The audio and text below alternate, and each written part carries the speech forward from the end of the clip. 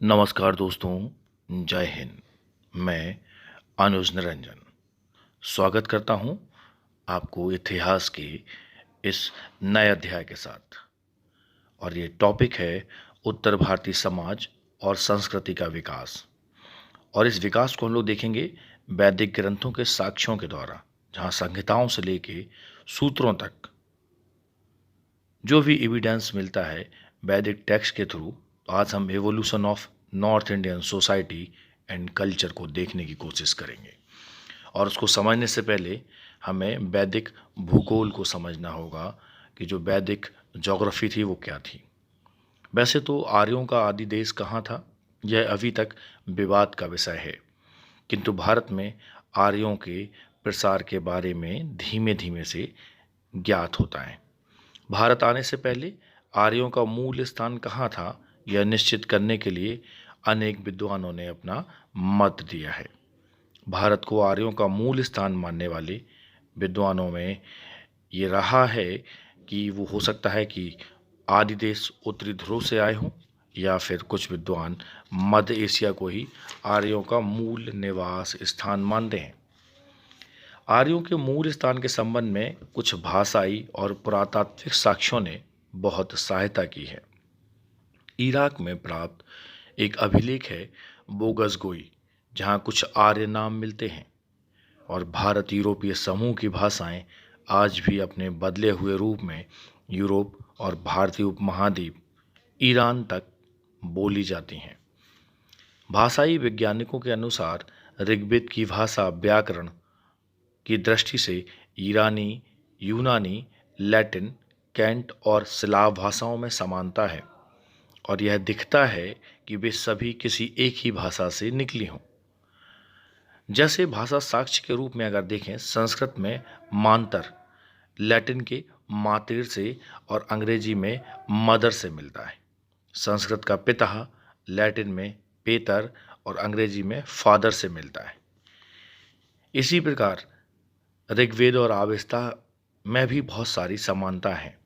आवेस्ता में इंद्र, वैदिक भाषा में भी इंद्र, आवेस्ता में वायु और वैदिक भाषा में भी वायु।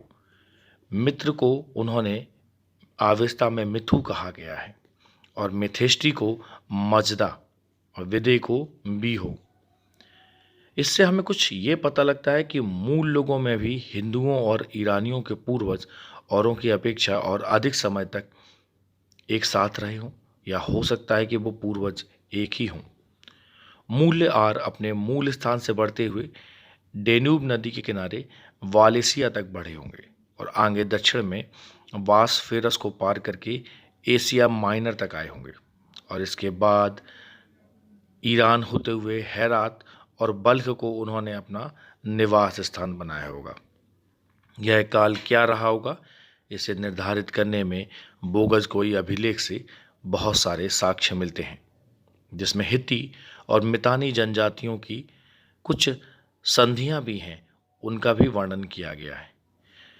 जैसे इलानी, मितर, अरसिल, उरुवन, असी इलानी, इंदार, नसअतनाना। ये बोगसगोई अभिलेख का एक लेख है, जहाँ पर कुछ देवताओं के नाम बताए गए हैं, जिसमें मीतर से मित्र, उरुवन से वरुण और नसत से नासत्य का प्रतीत होता है। यह सिद्ध करता है कि लगभग 1400 से 1500 ईसा पूर्व के मध्य आर्य संस्कृति भारत में जड़ें जमा रही थी।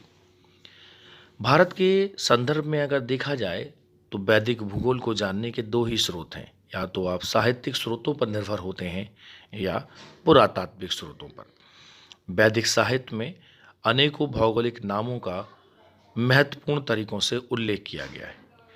आर्यों का आगमन भारत में 1500 ईसा पूर्व के इर्द गिर्द हुआ, और आरंभिक आर्यों का मूल स्थान पूर्वी अफगानिस्तान, पंजाब और पश्चिमी उत्तर प्रदेश के सीमावर्ती भागों में था। ऋग्वेद में अफगानिस्तान की कुछ नदियां, कोभा, सिंधु आदि का उल्लेख कई बार किया गया है, जो इस क्षेत्र में आर्यों की उपस्थिति का परिचायक है। ऋग्वेद में ही सप्त सैंधव क्षेत्र का वर्णन है, जो वर्तमान पंजाब और सिंधु क्षेत्र के समीप रहा होगा।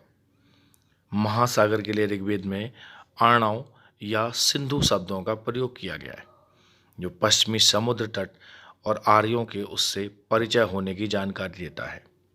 अथर्ववेद में कृष्णस मोती का उल्लेख है, जो आर्यों की समुद्र संबंधी जानकारी होने की पुष्टि करता है। वैदिक साहित्य में कई स्थानों पर पर्वतों का भी वर्णन किया गया है। हिमालय पर्वत का उल्लेख हिमवंत के नाम से किया गया है। अथर्ववेद में त्रिककुंभ पर्वत का उल्लेख मिलता है। सोम, जो आर्यों का एक प्रमुख पेय था, मूंजवंत पर्वत क्षेत्र से प्राप्त होता था। वैदिक साहित्य में अनेक स्थानों पर पर्वतों का वर्णन किया गया है और नदियों के उल्लेख भी इसी प्रकार मिलते हैं, जिससे आर्यों के भारतीय उपमहाद्वीप में प्रसार की जानकारी मिलने में सहायता मिलती है। सिंधु और सरस्वती नदियों का सबसे ज़्यादा उल्लेख इसमें मिलता है। इससे स्पष्ट होता है कि वर्तमान सिंधु नदी के आसपास ही प्रारंभिक आर्यों ने अपना निवास बनाया होगा।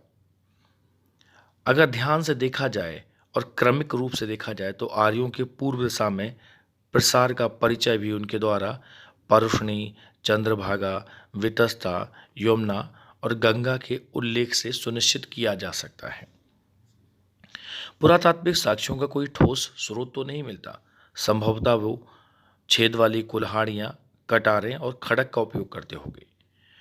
उत्खनन से भी कई सूचनाएं मिली हैं, जैसे पश्चिमी उत्तर प्रदेश और दोआब के कुछ स्थान प्रकाश में आए हैं, जिसमें चित्रित धूसर स्थल, जिसे PGWS कहा जाता है, क्योंकि यहाँ के निवासी जो 4 प्रकार के मृत भांडों का प्रयोग करते थे। मृत भांड एक प्रकार के बर्तन होते हैं, उनमें PGW सर्वाधिक विशेष था। PGW संस्कृति के आर्य लोह का प्रयोग जानते थे और इसी कारण उन्होंने दोआब में रहने वाली OCP संस्कृति वालों को परास्त किया। OCP संस्कृति मतलब वो लोग जो तांबे का प्रयोग करते थे, जो लोहे का प्रयोग नहीं जानते थे, और बड़े बड़े जंगलों की कटाई करके इस क्षेत्र को अपने निवास के योग्य बनाया। तो PGW के पुरातात्विक साक्ष्यों से 1000 से लगभग 7000 BC पहले रहने वाले लोगों की संस्कृति के संदर्भ में जानकारी मिलती है। इस उपरोक्त वर्णन से आर्यों के भूगोल के बारे में हमें कुछ जानकारी मिलती है। चलिए अब हम नेक्स्ट वीडियो में ये जानने की कोशिश करेंगे कि वैदिक धर्म और दर्शन ने किस प्रकार आर्यों को और यहाँ के स्थानीय निवासियों को प्रभावित किया होगा, और उसी के साथ साथ हम सामाजिक व्यवस्था को भी समझने की कोशिश करेंगे और उनकी राजनीतिक व्यवस्था कैसी रही होगी इसको भी जानेंगे। साथ साथ वैदिक अर्थव्यवस्था कैसी थी, उनका व्यापार किस प्रकार से था, उनकी अर्थव्यवस्था कैसी थी, वो किस प्रकार की फसलों को उगाते थे, और साथ ही साथ वैदिक साहित्य के बारे में भी जानकारी प्राप्त करने की कोशिश करेंगे। नमस्कार, जय हिंद।